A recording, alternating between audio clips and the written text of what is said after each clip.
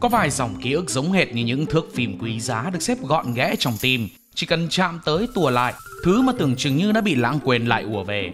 Những buổi chiều trốn ngủ chỉ để chùm chăn đọc truyện tranh, những bữa cơm xôn xao tiếng hoạt hình xen lẫn tiếng giục ăn cơm của mẹ, hay xịn sò hơn là cầm 500, 1.000 đồng chạy ù ra tiệm thuê truyện để lựa cuốn truyện mình ưng ý nhất. Bạn còn chút ký ức gì về năm tháng ăn cơm thì ngon, ăn đòn thì cũng ngon nhưng mà là mày ngon thì mày đợi bố mày về đi đó không? Hôm nay Anime Rewind sẽ đóng vai một người dẫn đường, bật cho các bạn nghe playlist ngược dòng quá khứ và cùng nhau lên chuyến tàu tốc hành mang tên Hoài Niệm để điểm danh những bộ anime manga cùng những trò nghịch dại đã khuấy đảo ký ức chúng ta thời thơ ấu nhé. Lưu ý, thứ tự xuất hiện của các bộ anime manga trong video này chỉ là liệt kê, không phải bảng xếp hạng. Nên bây giờ các bạn hãy cùng tôi rút một dấp khăn giấy, thắt chặt dây an toàn và bắt đầu chuyến hành trình thôi nào. Ai không khóc tôi quăng xuống tàu đấy. Mở đầu video là một trong những series manga anime nổi đình đám từ khi mới ra mắt cho tận bây giờ và chưa có dấu hiệu hạ nhiệt. One Piece, hay còn được biết đến rộng rãi với khán giả Việt Nam với cái tên Đảo Hải Tặc. Ra mắt lần đầu tiên vào năm 1997 trên tạp chí Weekly Shonen Jump dưới hình thức manga và sau đó 2 năm, tức là năm 1999 thì tập đầu tiên của anime được phát hành bởi studio Toei Animation và kéo dài tới ngày nay. Anh em nào đã xem One Piece từ những ngày đầu thì có thể ngẫm lại và đừng giật mình nhá. Đã 28 năm trôi qua rồi đấy. Thoát cái mà chúng ta thân xác đã già, nhưng túi tiền thì vẫn rỗng tuếch như cái thời còn cởi chuồng tắm mưa. One Piece kể về hành trình ra khơi, không phải bằng cái thùng gỗ này, để tìm kiếm kho báu và ước mơ trở thành vua hải tặc của Monkey D. Luffy, một cậu nhóc người cao su đến từ vùng biển Đông xa xôi, nơi được biết đến cũng chính là quê nhà của vua hải tặc đời trước. Bộ truyện đã đưa chúng ta qua muôn vàn cung bậc cảm xúc, từ cười nắc nẻ ở những chap mà bộ ba Luffy Usopp Chopper tàu 2, hay những lần Zoro và Sanji ken cựa với nhau từng chút một, cho đến lúc khóc lóc thảm thiết vì sự ra đi của Going Merry và cái bánh donut trên người Ace. Đã bảo rồi, không phải men thì đừng có chơi với lửa. One Piece không chỉ đơn thuần là một bộ manga, One Piece còn là thước đo thời gian, là hoài niệm về những ngày còn non trẻ. Với nội dung có chiều sâu và thế giới rộng lớn cùng cốt truyện phức tạp, One Piece xứng đáng là một trong những tượng đài shonen ấn tượng nhất mọi thời đại. Chắc là không ít những anh em ở đây ngày nhỏ đã từng ảo tưởng rằng bản thân cũng sẽ ra khơi và trở thành người cầm đầu của một băng hải tặc khét tiếng vào một ngày không xa. Nhưng rốt cuộc chỉ có mẹ chúng ta cầm roi quất thôi, chứ không có một băng hải tặc nào được ra đời cả. Chưa được định giá lên sàn thì đã bị bắt, đúng là nhọ hơn đít nổi. Ngày xưa chúng ta xem One Piece đơn thuần chỉ vì sức mạnh độc lạ của Luffy hay những phân cảnh chiến đấu tuy hoành tráng nhưng cũng rất bình thường. Từ những tập đầu tiên, One Piece sâu cho chúng ta thấy cái chất phiêu lưu rất rõ ràng, đi kèm với đó là cảm xúc nhẹ nhàng, vui vẻ và đậm màu tuổi trẻ. Mỗi hòn đảo là một cuộc hành trình mới, nhân vật mới và từng tính cách của nhân vật cũng được khắc họa cẩn thận và tỉ mỉ. One Piece bây giờ không chỉ dừng lại ở những cuộc phiêu lưu kết bạn, bầu không khí chuyện trở nên nặng nề hơn. Nội dung ngày càng dày đặc khiến cho bất kỳ ai mới xem cũng phải cảm thấy cực kỳ xoắn não. Nào là Joy Boy thế kỷ trống, Imusama, Ngũ Lao Tinh vân vân và mây mây, cứ như đang đọc một bản ghi chép lịch sử đổ sộ trước mặt. Mỗi trường manga mới là một cơn bão thông tin được kể một cách chậm rãi để có thể giúp độc giả hình dung được rõ ràng hơn, vì có quá nhiều nhân vật, quá nhiều phe phái đang được Oda xây dựng. Ở đây không phải tôi chê đâu nhá, chỉ đơn giản là lứa 9X tôi thời đấy mỗi khi nhớ lại One Piece ngày xưa thì chắc chắn đó chính là cuộc phiêu lưu nhộn nhịp. One Piece ngày xưa giống như là một bài hát tuổi thơ nhộn nhịp vui vẻ dễ nghe, dễ yêu để rồi dần trưởng thành, dẫn lối đến One Piece hiện tại là một bản giao hưởng sử thi đầy phức tạp, dồn dập và ngập tràn bí ẩn. Mỗi giai đoạn có một cái hay riêng, một kiểu cuốn hút khác nhau, nhưng mà cái chúng ta luôn trân trọng là dù thời gian có trôi qua bao lâu, trôi nhanh như thế nào, Luffy vẫn là cậu nhóc miệng cười toe toét, sẵn sàng bảo vệ bạn bè, vẫn mang trong mình giấc mơ tự do cháy bỏng như ngày đầu tiên. À còn nữa, tứ trụ shonen ai cũng đã có gia đình vợ con để huề. Riêng cái thằng lù này thì vẫn cứ là bôn bà lăn lộn khắp nơi, đòi đi đá đít hết người này tới người khác mà vẫn chưa tìm ra One Piece. Nếu như ước mơ trở thành vua hải tặc của các anh trai thời trẻ trâu quá xa vời thì không sao, việc trở thành siêu Saiyan lại vô cùng đơn giản. Chỉ cần các bạn chịu tưởng tượng và múa may quay cuồng, bộ truyện tôi đang nhắc đến đây chính là Dragon Ball 7 viên ngọc rồng. Nhớ cái thời mà internet hay wifi còn chưa được định nghĩa thì đám trẻ con trong xóm ngày ấy đã truyền tay nhau từng cuốn truyện 7 viên ngọc rồng, đi thuê dù đã cũ nát đọc đi đọc lại và thích thú khi đứa nào cũng đòi làm siêu Saiyan, hoặc cũng có ngoại lệ đòi làm Vegeta, hoặc thậm chí ngộ đời hơn là làm Sen Bọ Hung chẳng hạn. Mà tất nhiên đối với tôi thì tôi chắc chắn chọn làm Son Goku rồi. Dragon Ball là một bộ truyện tranh ra mắt vào năm 1984 trên tạp chí Weekly Shonen Jump.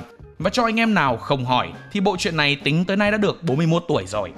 Câu chuyện của Dragon Ball xoay quanh những cuộc phiêu lưu không ngừng của một chiến binh người ngoài hành tinh tên là Son Goku, một người có tính cách vui vẻ, vô tư và luôn muốn hoàn thiện bản thân mình.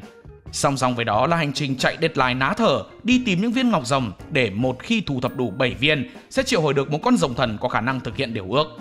Trong hầu hết thời gian, Goku và bạn bè, gia đình cậu phải liên tục đối phó với những tên phản diện muốn sử dụng ngọc rồng cho mục đích xấu xa. Thời ấy chúng ta đọc Dragon Ball và cảm thấy như đang tham gia vào cuộc đi săn ngọc rồng vô cùng cam go, nhưng lại không kém phần hài hước, khiến cho bản thân cứ mãi đắm chìm mà lắm lúc quên cả ăn cơm, áo quần mặc ngược vì vội vội vàng vàng tụ tập với đám trẻ để tranh nhau xem đứa nào được đóng vai Son Goku. Có ai còn nhớ cảnh Goku ăn hết bàn ăn mà vẫn đói? Hay cảnh Quỳ lão tiên sinh nhìn bậy với cặp kính dâm? Hay là những lúc bắt chước theo chiêu thức Kamehameha để tấn công tụi xóm bên, kết quả sau đó là bị tụi nó đấm vỡ alo? Những chi tiết nhỏ, hài hước ấy tạo nên chất riêng, nhẹ nhàng nhưng không kém phần sâu sắc. Khác với One Piece, Dragon Ball mang cốt truyện có phần đơn giản hơn nhưng rõ ràng và cực kỳ phù hợp với trẻ em ngày đó. Cách kể chuyện rất mạch lạc, dễ hiểu, không quá nhiều triết lý hay bí ẩn rối rắm. Son Goku được tạo nên rất đúng tinh thần của một nam chính shonen, mạnh mẽ, kiên trì, luôn chiến đấu với nụ cười và trái tim trong sáng. Mỗi trận chiến trong truyện đều khiến người đọc hồi hộp, từ những cú lật kèo kinh điển đến các màn biến hình đã trở thành huyền thoại. Kaioken, Super Saiyan, vân vân và mây mây, tất cả đều khắc sâu vào trí nhớ fan. Dragon Ball ngày xưa là một viên ngọc đơn sơ nhưng rực rỡ, vừa vui, vừa ý nghĩa, lại vừa truyền cảm hứng. Dragon Ball bây giờ giống như một bản premium với nét vẽ mềm mại và đẹp hơn, nhưng đôi khi lại thiếu đi cái tâm hồn mộc mạc từng khiến chúng ta yêu mến. Bây giờ khi đã lớn, những buổi chiều tranh thủ chạy về nhà xem phim cũng không còn nữa, nhưng mỗi lần nghe lại tiếng nhạc của Dragon Ball, tim tôi vẫn trùng xuống một nhịp. Như thế tuổi thơ vẫn còn đâu đây, sống động, ngây ngô và thật đẹp. Nhìn đi nhìn lại, thì quái nào đã vào hàng U30-40 rồi. Ảo thật sự. Ôi, nhìn mấy ông bà bạn bằng tuổi lập gia đình sinh con. Mình thì vẫn ngồi đi săn đủ hàng chuyện để sưu tập được full Dragon Ball, nhưng toàn các thánh đầu cơ bán giá trên trời. Thủ phạm chính là ngươi. Khi mọi người nghe được đến câu nói này thì tôi tin là trong đầu đã hình dung ra được một thân hình bé nhỏ nấp sau lưng của một người trưởng thành rồi đúng không?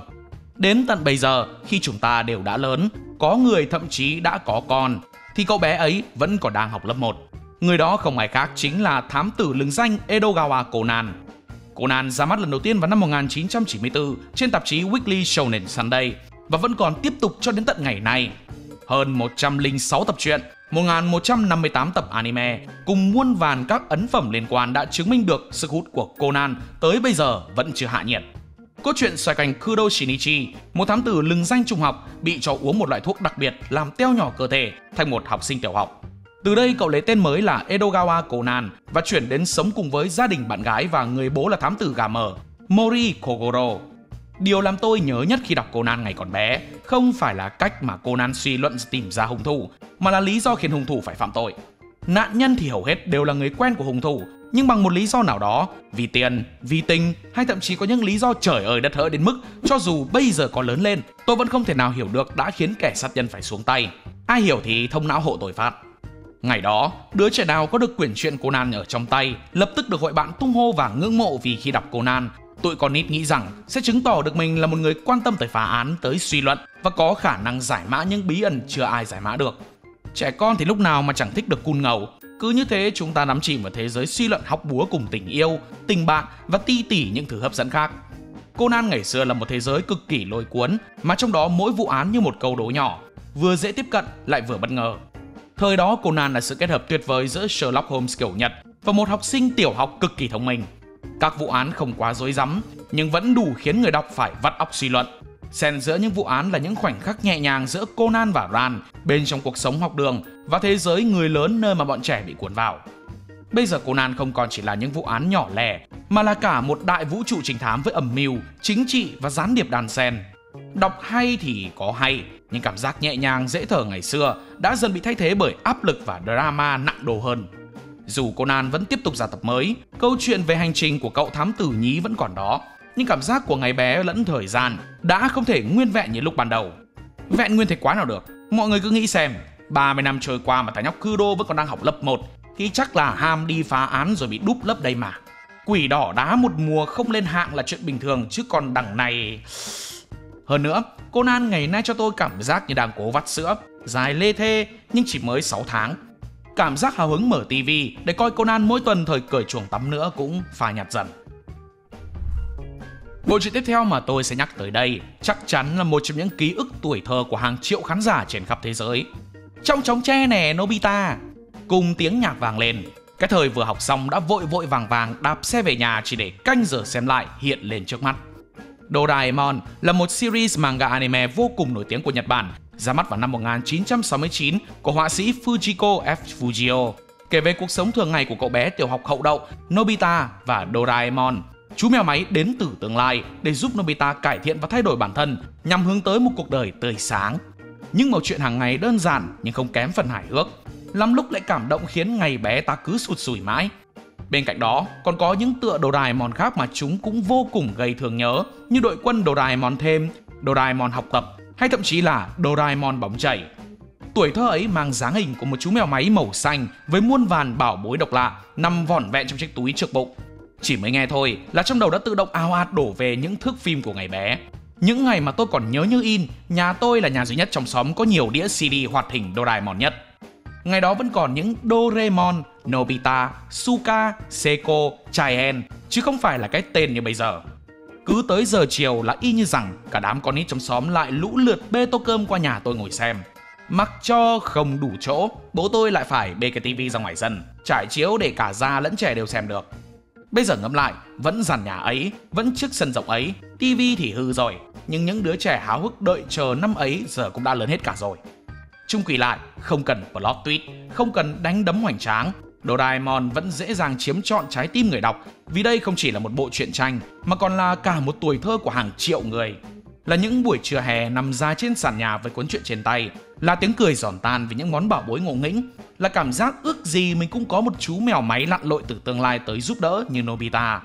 Ngày xưa mỗi lần coi Doraemon là một lần thích thú đến tê người. Cái cảm giác vừa ăn cơm chiều vừa ngồi trước tivi, đợi đến đoạn Nobita phải vặn hết ga hết số để chạy thoát khỏi Giant, rồi về nhà ăn vạ Doraemon. Nó thần quen đến mức chỉ cần nhắc đến Nobita là cái cảnh tượng ấy lại diễn ra ngay trong đầu. Lúc đó có lẽ chúng ta chẳng mấy quan tâm chuyện có logic không, có giáo dục không. Chỉ đơn giản là cảm thấy được đồng cảm, được cười, được tưởng tượng rằng biết đâu mai mình cũng sẽ có một cánh cửa thần kỳ để trốn khỏi bài kiểm tra có nguy cơ ăn trứng ngỗng. Còn bây giờ, khi những đứa trẻ lớn lên trong nghèo khổ ngày đó đã vào hàng U30-40, thì khi xem lại Doraemon, cảm xúc đã có phần khác đi ít nhiều. Cái ngô nghê ngày đó cho phép chúng ta cười ngặt nghẽo trước mọi hoàn cảnh, mọi khó khăn mà cả nhóm bạn lẫn Nobita gặp phải. Nhưng giờ ngồi ngẫm lại, có hàng tá thông điệp, hàng tá ẩn ý được tác giả bà ép lồng ghép trong những mẩu chuyện đơn giản ấy. Nhưng cũng có khi, chính vì đối mặt với nỗi lo cơm áo gạo tiền, khiến cho những người trưởng thành như chúng ta chẳng thể nào xem Doraemon qua lăng kính non nớt của trẻ con được nữa. Cơ mà giờ còn ai như tôi tới giờ ăn cơm vẫn phải bật Doraemon để mới chịu ăn không? Kiểu thiếu là không ăn ngon ấy. Năm tôi học cấp 2, có một series về các loài sinh vật có sức mạnh siêu nhiên trong một vũ trụ giả tưởng. Tôi bị cuốn theo cái cách mà chúng sinh sống, chúng tương tác với con người và đặc biệt là cách mà chúng sử dụng sức mạnh của mình. Đó là lần đầu tiên tôi biết đến Pokemon. Thân thuộc hơn nữa thì là những cái tên như Pikachu hay Satoshi. Ra đời vào năm 1996 dưới định dạng video game, Pokemon đã gây ra tiếng vang lớn, để rồi manga Pokemon cũng được ra mắt sau đó một năm, tức là năm 1997. Với giọng thuyết minh của nhóm Phương Nam phim ngày đó, chúng ta đâu được biết những Bulbasaur, Charmander, Squirtle, mà chỉ biết dưới cái tên ếch kỳ diệu, khủng long lửa, rùa Kini hay rắn đá. Những cái tên đó đã ăn sâu vào trong tiềm thức của tôi. Cho dù sau này có nhiều kênh chiếu lại Pokemon đi chẳng nữa, thì tôi vẫn cứ mãi nhớ những cái tên quen thuộc ấy. Câu chuyện Pokemon tuy đơn giản, nhưng lại có sức sống bền bỉ kỳ lạ qua từng năm tháng. Câu chuyện về một cậu bé tên Satoshi cùng con pet Pikachu đi khắp thế giới để trở thành nhà huấn luyện Pokemon giỏi nhất. Nghe thì có vẻ là mô típ quen thuộc, nhưng mỗi hành trình lại là một bài học về tình bạn, lòng kiên trì và sự trưởng thành. Pokemon đã đem lại cho chúng ta những giờ phút đứng nghiền ngẫm rất lâu trước sạp quả vặt ở cổng trường, nơi mà được gọi là ước mơ của hàng vạn đứa trẻ con thời đó. Cái cảm giác mà đưa tiền cho cô chủ tiệm, chọn một xấp bài ưng ý rồi giật nó ra khỏi bìa. Cái cảm giác đó không thể nào tôi có thể diễn tả bằng lời được. Nhớ những buổi chiều mát mẻ, cả đám trẻ con trong xóm lại hò nhau tụ tập dưới gốc đa hay sân đình, lôi mấy sấp thẻ bài Pokemon ra rồi rủ nhau chơi trò đập bài. Ngày đó có trong tay những tấm thẻ bài hiếm, mặc dù chỉ là hàng pha ke được sản xuất từ các pháp sư Trung Hoa thôi, cũng đủ được chúng nó tung hô như những vị vua chúa. Kỷ niệm ấy giờ đã trôi qua ngót nghét hơn thập kỷ. Tôi ước rằng mình có phép màu, tôi sẽ ước cho mình quay lại những buổi đập hình thẻ năm ấy cùng với sấp bài Pokemon xịn sò bây giờ. Tôi sẽ sát phạt hết đám tụi nó. Ôi, cái cảm giác ấy, nó sướng gì đâu. Ngày xưa xem Pokemon là cảm giác tin rằng mọi giấc mơ đều có thể trở thành hiện thực. Háo hức khi Satoshi bắt được một con Pokemon mới, buồn bã khi cậu chia tay Butterfree hay Charizard, vui sướng khi Pikachu chiến thắng nghịch cảnh. Bây giờ nếu như có thời gian để xem lại, có thể Pokemon sẽ chẳng còn hấp dẫn tôi như hồi còn nhỏ. Không phải vì chuyện không hay, mà vì tôi đã không còn là đứa trẻ năm xưa từng tin rằng Pokemon là có thật. Hoặc có tin vì tôi đã từng tốn hơn nửa ngày chỉ để đi bắt Pokemon trong Pokemon Go. Nếu đã là fan của những tấm thẻ bài hay trò đập bài ăn thẻ thì không thể nào tôi không nhắc đến bộ manga này. Bộ này phải nói là GOAT, là đỉnh cao, là nghệ thuật cháy bỏng, là nơi đào tạo nên những chiến binh xuất chúng cho nhân loại. Bộ manga mà tôi nói đến chính là Yu-Gi-Oh! Ra mắt vào năm 1996 tại Nhật Bản và được nhà xuất bản Kim Đồng mang về Việt Nam dưới cái tên rất oách xả lách thời đó là Vua Trò Chơi. Câu chuyện Yu-Gi-Oh! Xoay quanh Yugi Muto, một cậu học sinh tốt bụng, hiền lành, trong một lần tình cờ giải được bộ trò chơi ngàn năm và đánh thức linh hồn của một vị pharaoh đang cư ngụ bên trong. Từ đó Yugi bước vào thế giới của những trận đấu bài đỉnh cao, nơi những lá bài không chỉ là công cụ mà còn là vũ khí thể hiện ý chí, tâm hồn và lòng tin. Mỗi trận đấu đều được xây dựng công phu, căng thẳng như một trận chiến sống còn. Và điều đặc biệt là Yugi không chỉ thắng bằng bài mạnh mà bằng trái tim, bằng tình bạn và cả sự tinh thông thấu hiểu như đi guốc trong bụng đối thủ. Kể từ lúc có bộ bài ma thuật Yu-Gi-Oh, bọn con trai trong lớp lúc nào cũng thủ trong mình mấy chồng thẻ. Tất nhiên là hàng pha ke thôi, chỉ để chơi đập hình, vì làm gì có đứa nào hiểu luật chơi quái đâu. Rồi dần dần cả bọn lao vào đọc truyện, nghiền ngẫm và nghiên cứu để cho ra những trận đấu bài mà chúng tôi cho là đỉnh cao ngày ấy. Mỗi lần chơi bài với tụi bạn, chúng tôi không đơn thuần nói đánh mà hét lên như đang ở dưới trận chiến. Tao triệu hồi rồng trắng mắt xanh, tao kích hoạt bẫy gương phản chiếu, tao hiến tế 2 quái vật để triệu hồi lá bài huyền thoại. Mê mẩn đến mức trong giờ học cũng lôi bài ra trao đổi, truyền tay nhau đi khắp cả lớp. Và cuối cùng lá bài bằng một cách oái oăm nào đó đã lọt vào tay cô giáo. Kết quả là cả đám bị ghi tên vào sổ đầu bài và tấm thẻ bị tịch thu. Cô giáo nào biết những tấm thẻ bài bị cô cất giữ không đơn thuần chỉ là bài, mà chính là vận mệnh của cả đám tụi tôi.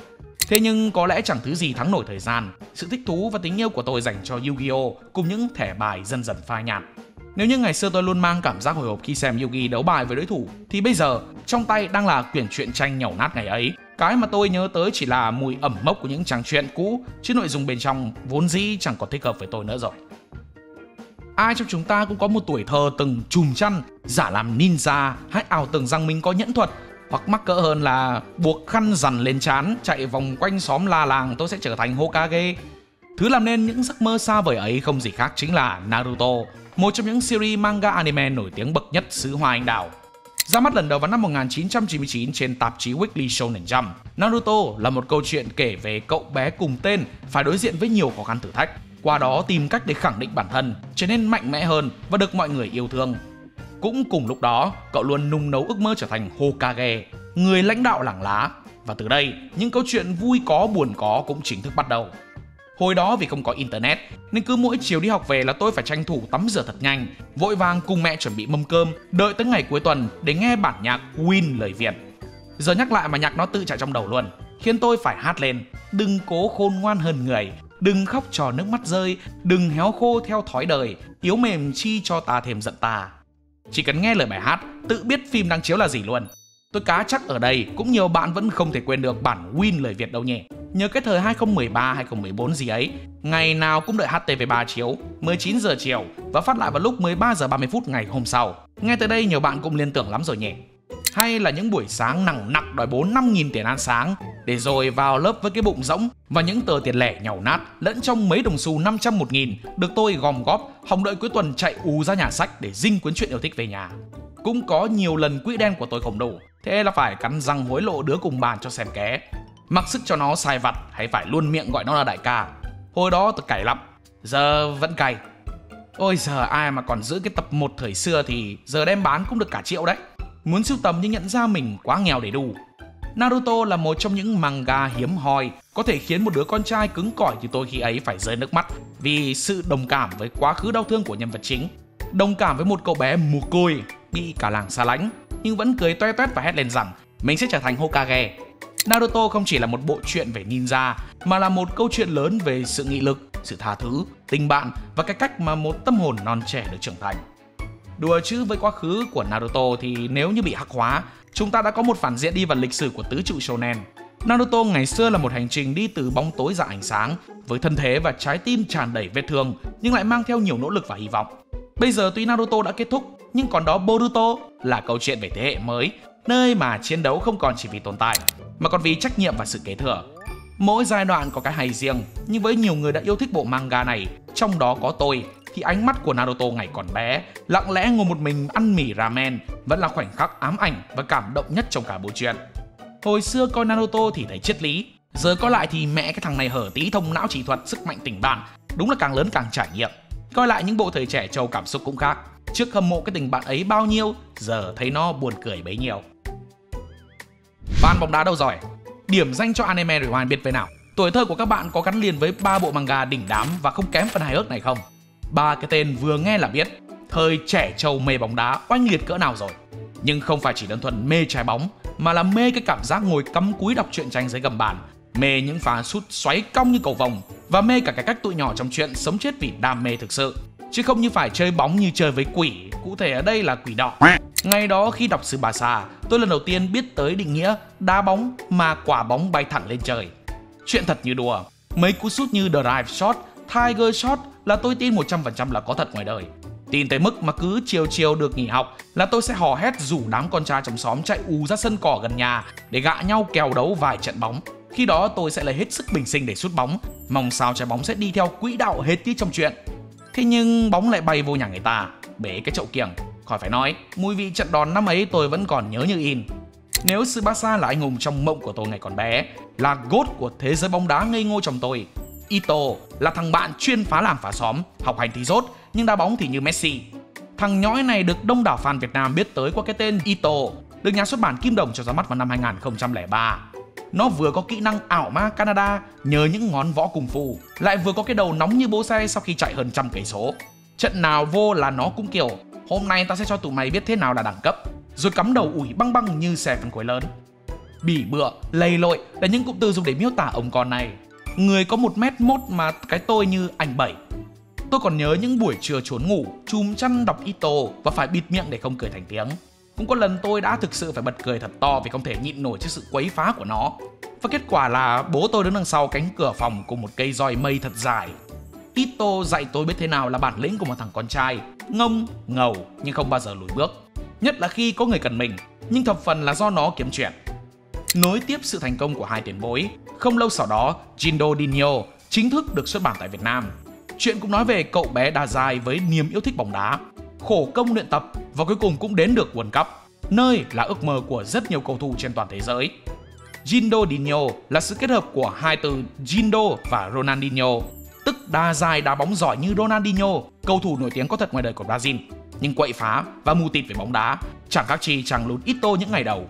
Giờ thì tôi không còn chạy nhảy như hồi năm xưa. Đôi giày đá banh quý giá năm đó, chiếc thì bị chuột cọc, chiếc thì bị mục theo thời gian. Trái bóng xẹp lép nằm góc tủ, còn truyện tranh thì chắc vẫn nằm đâu đó trong thùng cắt tông dưới gầm giường. Nhưng hễ mỗi khi tôi mệt mỏi về cơm áo gạo tiền, tôi lại nhớ về ba cái tên Tsubasa, Dazai và Ito. Nhớ mùi mồ hôi, nhớ cái nắng chói chang, nhớ những trận bóng mà không có trọng tài, không có khán giả, chỉ có tiếng cười và những đứa bạn cùng lớn lên. Không chỉ ham đá bóng phủi, mê ninja, tôi còn bị hấp dẫn bởi một nghề mới, nghề thợ săn. Bộ truyện Hunter x Hunter ra mắt vào năm 1998 trên tạp chí Weekly Shonen Jump và còn được biết đến rộng rãi ở Việt Nam qua cái tên Thợ săn tí hon. Câu chuyện kể về cậu bé Gon trong hành trình gian khó để trở thành Hunter và mục tiêu xa hơn là tìm được bố mình. Hunter x Hunter là một kiệt tác chưa có hồi kết. Thế giới của Hunter x Hunter tuy không quá rộng lớn như những tác phẩm shonen nổi tiếng khác như là One Piece, Naruto, nhưng lại được Togashi Yoshihiro xây dựng một cách cực kỳ cổ động, có hệ thống world building cực kỳ logic. Quan trọng là không sức mạnh tình bạn. Muốn có sức mạnh hả? Thế thì phải trả một cái giá đắt nhé. Không có hồi tưởng tăng đam đâu. Bất kỳ chuyện gì xảy ra đều được tính toán 7749 lần và mỗi biến cố xảy ra đều có nguyên do rõ ràng của nó. Để mà miêu tả về Hunter x Hunter thì tôi có thể nói rằng thế giới vừa quyến rũ vừa nguy hiểm. Ngày bé Hunter x Hunter phần lớn không thu hút tôi bằng cốt truyện phức tạp hay những trận chiến cam go, cũng bởi vì bộ óc bé thơ của tôi chẳng thể nào lát nổi. Thứ mê hoặc tôi chính là thế giới fantasy đầy rẫy những bí ẩn, những sinh vật, những vùng đất mà Gon đi qua luôn để lại cho tôi những ấn tượng độc lạ. Mỗi lần đọc Hunter x Hunter, tôi như bị thôi miên và nằng nặc đòi đám bạn cùng tôi đi bắt chuồn chuồn, vì cứ nghĩ như vậy là đang làm nhiệm vụ. Hoặc cứ thấy Gon trèo cây bắt cá là lóc cóc đi chuẩn bị dụng cụ để làm theo, để rồi có vài lần suýt làm gãy tán cây me té sấp mặt ở nhà ngoại, cũng chỉ vì quá phấn khích khi trèo lên tới nơi. Hunter x Hunter như một giáo trình sinh tồn với tôi ngày bé, cái gì cũng muốn thử, nhưng cũng vài lần bị đánh đòn vì tội báo đời. Hunter x Hunter ngày xưa, nhất là bản anime ra mắt vào năm 1999, mang màu sắc hoài cổ, ấm áp và tràn ngập cảm xúc. Có lẽ cũng bởi từng khung hình, từng nét vẽ đều mộc mạc, giản dị và tạo cảm giác vô cùng gần gũi của rất nhiều bộ anime cùng thời. Hunter x Hunter bây giờ, nhất là từ Ác Kiến Chimera trở đi, đã khác hoàn toàn. U tối hơn, triết lý hơn, phức tạp hơn. Nhân vật không còn đơn thuần là bạn hay thù, mà là cả thế giới với hệ tư tưởng riêng. Đôi khi bạn sẽ thấy Gon còn đáng sợ hơn cả phản diện. Bộ truyện ấy bây giờ vẫn còn đang được tiếp tục. Hành trình của Gon cũng vì thế mà chưa kết thúc. Chúng ta hãy cùng mong đợi tác giả sớm khỏe lại và viết tiếp những giấc mơ còn đang dang dở, và cũng mong rằng Hunter x Hunter sẽ có một cái kết thật trọn vẹn. Hết ninja thợ săn rồi thì các viewer của chúng ta có đam mê làm gì khác không nhỉ? Tuổi thơ của tất cả mọi người ắt hẳn sẽ như một cái nồi lẩu thập cẩm, mà trong đó vô vàn những bộ manga, những bộ anime với đầy đủ thể loại. Cũng bởi vì ngày đó làm gì có đứa nào đủ tiền mua hết nguyên bộ truyện đâu, chỉ có thể lượn lờ ở những sạp truyện cho thuê, thấy quyển nào thú vị, quyển nào độc lạ là lại thuê về để mà nghiền ngẫm. Tôi biết là cũng có vài ông trong này từng đi nhót chuyện của người ta đấy nha. Năm đó, trong lúc vội lướt ngang tiệm truyện gần nhà, tình cờ tôi đã bị thu hút bởi một quyển truyện có tên là Hội Pháp Sư. Trong trí nhớ non nớt của tôi ngày còn trẩu, thì xung quanh đầy rẫy những ninja, những siêu saiyan hay là vua hải tặc, thì Pháp Sư là cái thứ mà sẽ giúp tôi trở nên mới mẻ và độc quyền trong mắt bọn trẻ con. Và thế là với 500 đồng trong túi cùng với việc phải quên đi cây kem mát lành giữa ngày hè oi ả, tôi đã dõng dạc nói với chủ tiệm cho con thuê quyển này. Rồi từ đây tôi đắm chìm vào thế giới đầy phép thuật, với thứ sức mạnh siêu nhiên cùng cái gọi là tình đồng đội và dấu ấn của Hội Pháp Sư. Tôi mê cái dấu ấn tới nỗi mà ngày nào đi học cũng nhờ nhỏ bạn vẽ đẹp nhất lớp hí hoáy vẽ cho tôi cái dấu, để chiều về còn chứng tỏ với đám con nít trong xóm rằng mình mới chính là một pháp sư thực thụ. Cốt truyện của Fairy Tail không quá phức tạp, đôi khi còn bị chê búp nhân vật quá lố, sức mạnh tình bạn các kiểu. Nhưng Fairy Tail vẫn sống và thậm chí còn sống rất dài trong lòng fan, cũng bởi vì yếu tố cảm xúc luôn được đẩy lên đến đỉnh điểm đúng lúc. Những tình tiết như quá khứ đau thương của Erza, cái chết của Simon, tình bạn giữa Natsu và Gray, hay lần cả hội đồng lòng đứng lên bảo vệ đồng đội đều khiến người xem vỡ òa vì xúc động. Đó là ngày xưa thôi, chứ bây giờ mà xem lại thì khóc bằng cái nịt. Dù ngày đó còn dập nhỏ, nhưng tôi cũng cảm nhận được đôi chút những gì mà Fairy Tail gửi gắm. Từ hài hước với sự nóng nảy nhưng rất lì đòn của Natsu, tới lòng dũng cảm và sức mạnh tuyệt đối của Erza. Đến gần những trường cuối, Fairy Tail lại cảm hóa tôi với tình bạn bất diệt, cho tôi biết nếu như có được sự tin tưởng và tình yêu thương của những người xung quanh, chúng ta có thể trở nên mạnh mẽ hơn bất cứ thứ gì. Các bạn đã khóc mệt chưa? Chuyến hành trình đầy cảm xúc này vẫn chưa kết thúc đâu nhá. Nào, chúng ta cùng tiếp tục với một trong những bộ isekai đời đầu thôi. Anh em có nhớ về tiếng hú giữa đêm của lũ yêu quái, ánh trăng chiếu qua lưỡi kiếm Tetsu Saiga và cái ánh nhìn lặng thầm của một cậu bán yêu lầm lì mà dễ thương không tả nổi không? Đó là khi chúng ta lần đầu biết tới Inuyasha, một bộ manga ra mắt vào năm 1996 trên tạp chí Weekly Shonen Sunday. Inuyasha kể về hành trình đi tìm ngọc tứ hồn của một cô nữ sinh trong một thế giới nơi con người và yêu quái tồn tại song song, nơi có một cánh cổng giếng cạn nước dẫn ngược về quá khứ, và một chuyện tình mà cả đời này tôi cũng chưa chắc có cơ hội được chứng kiến ngoài đời thực. Cốt truyện của Inuyasha không chỉ là cuộc chiến giữa thiện và ác, mà còn là cuộc đấu tranh giữa người và yêu, quá khứ và hiện tại, đi kèm với đó là tình yêu và lòng hận thù. Tình cảm tay ba giữa Inuyasha, Kagome và Kikyo là một trong những điểm nhấn cảm xúc bậc nhất trong thế giới manga, bởi vì nó không chỉ đơn giản là chọn ai, mà là phải chọn sống với hiện tại hay mãi mãi níu lấy quá khứ xa xăm. Hồi đó khi mà đọc Inuyasha, đoạn nào đánh nhau hay quá thì tôi tự cầm chổi nhảy qua ghế, giả bộ múa kiếm miệng là Phong Chi Thương như đúng rồi. Tụi nhỏ trong xóm thì chia phe, đứa làm Inuyasha, đứa làm Sesshomaru, còn tôi phải làm Miroku vì tay chân tôi nhanh lẹ, biết dùng pháp ấn lỗ đen hút mọi thứ vào lòng bàn tay. Dù thực tế là chỉ cần cầm cái ống hút quấn băng keo quanh tay giả bộ. Giờ thì tôi chẳng còn cầm chổi múa kiếm nữa, cũng chẳng còn tụi nó hùa nhau chơi với tôi mỗi ngày. Nhưng thi thoảng vào những đêm lặng gió, tôi lại nhớ về giếng cạn sau nhà, dù chỉ là cái hố cạn nước. Nhớ cảm giác ngồi co ro trong mùng, đọc Inuyasha bằng đèn pin giấu dưới gối. Ngày xưa xem Inuyasha thì tôi cũng không mấy hiểu hết các triết lý, chỉ thấy đánh đấm thú vị, kiếm chém xoành xoạch ngầu lòi là mê. Đôi khi lại thấy buồn, thấy thương Kikyo, ghét Naraku. Đủ thể loại cảm xúc lên xuống như tàu lượn siêu tốc trong tâm hồn thằng trẻ trâu năm đó. Bây giờ ngồi xem lại tôi mới nhận ra rằng ai trong họ cũng cô đơn, cũng có nỗi đau riêng không thể nói. Cảnh Kagome gọi Inuyasha về đây đi, hay khoảnh khắc Kikyo tan biến trong lòng người mình yêu là những giây phút lặng người, thứ cảm xúc rất khó tìm trong các anime thời hiện đại. Chính những điều này làm tôi nhớ cái thời mà chỉ cần một quyển truyện, một trái tim trong veo là đủ để chiến đấu với cả thế giới đầy yêu quái ngoài kia. Tất nhiên là chém thôi, chứ yêu quái mà có thật thì tôi cũng không ngồi đây làm video cho mọi người xem đâu. Từ nãy giờ toàn là món ăn chính tinh thần của các anh em. Thì giờ đã đến lúc mời các chị em lên làm chủ bữa tiệc cùng chúng tôi rồi đấy. Cái tên Sakura thủ lĩnh thẻ bài chắc hẳn là một trong những ký ức khó phai của hội con gái vào những năm 2008, khi anime lần đầu được phát sóng trên kênh HTV3. Đã có ai từng mê mẩn cây gậy phép của Sakura tới mức phải cắm đầu học ngày học đêm chỉ để lấy được 10 điểm và đem nó đi thương lượng với bố mẹ như nhỏ em gái của tôi chưa? Nếu hội chị em cũng đã từng có một tuổi thơ khốc liệt không kém gì các anh em ở đây thì hãy comment kể ngay cho Anime Rewind biết với nhá. Sakura thủ lĩnh thẻ bài là một series manga anime kể về Kinomoto Sakura, một học sinh tiểu học tình cờ phát hiện ra bản thân mang sức mạnh đặc biệt sau khi vô tình giải phóng bộ bài ma thuật được ẩn mình trong một quyển sách. Kể từ đó, cô bé được giao nhiệm vụ phải truy tìm và thu hồi tất cả các thẻ bài nhằm ngăn không cho chúng phá hủy thế giới. Sakura, thủ lĩnh thẻ bài là một bộ anime có cốt truyện khá đơn giản nhưng lại có lối kể chuyện vô cùng nhẹ nhàng và tinh tế. Không ồn ào nhưng đủ để đọc lại trong tâm trí người xem. Với một bộ anime dễ thương cùng những thẻ bài lung linh, Sakura ngày ấy không những quyến rũ hội con gái mà hội con trai chúng tôi lâu lâu cũng phải nghiêng qua một tí vì độ long lanh của nó. Đặc biệt hơn nữa là bộ bài Claw với sức mạnh đặc trưng cùng vẻ ngoài được trau chuốt tỉ mỉ là một trong những vật phẩm mà bất kỳ đứa trẻ nào cũng từng ao ước sở hữu. Lúc nhỏ thì tôi không thường xem Sakura, mấy lần xem ké nhỏ em thì thấy nó cũng khá dễ thương, nhưng cũng không nán lại xem lâu vì sợ bị trêu xem hoạt hình con gái. Nhưng giờ xem lại thì tôi lại bị bất ngờ vì nó không trẻ con hay đơn giản như tôi nghĩ. Cách nhân vật cư xử, đối thoại, xử lý cảm xúc đều rất trưởng thành. Mỗi nhân vật đều có nỗi buồn riêng, nhưng họ chọn cách sống tốt hơn, chứ không đắm chìm trong nó. Điều mà kể cả cho đến bây giờ cũng rất ít người làm được. Bây giờ nhỏ em gái tôi đã lớn, nó không còn cầm quyền trượng để làm phép nữa. Nhưng chắc hẳn khi tôi làm video này, nó sẽ lại khóc ầm lên cho mà xem.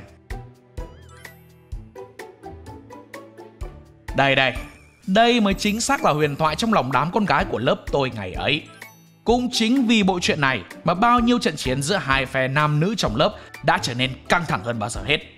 Đám con trai chúng tôi thì cho rằng chuyện con gái quá nhảm nhí, toàn yêu đương vớ vẩn. Còn đám con gái thì chê những thẻ bài, chê những chiêu thức của chúng tôi là xàm xí tầm phào. Đến cả nhỏ em gái tôi cũng bị cuốn vào những tình tiết phải gọi là cầu huyết bậc nhất thời bấy giờ của bộ truyện này.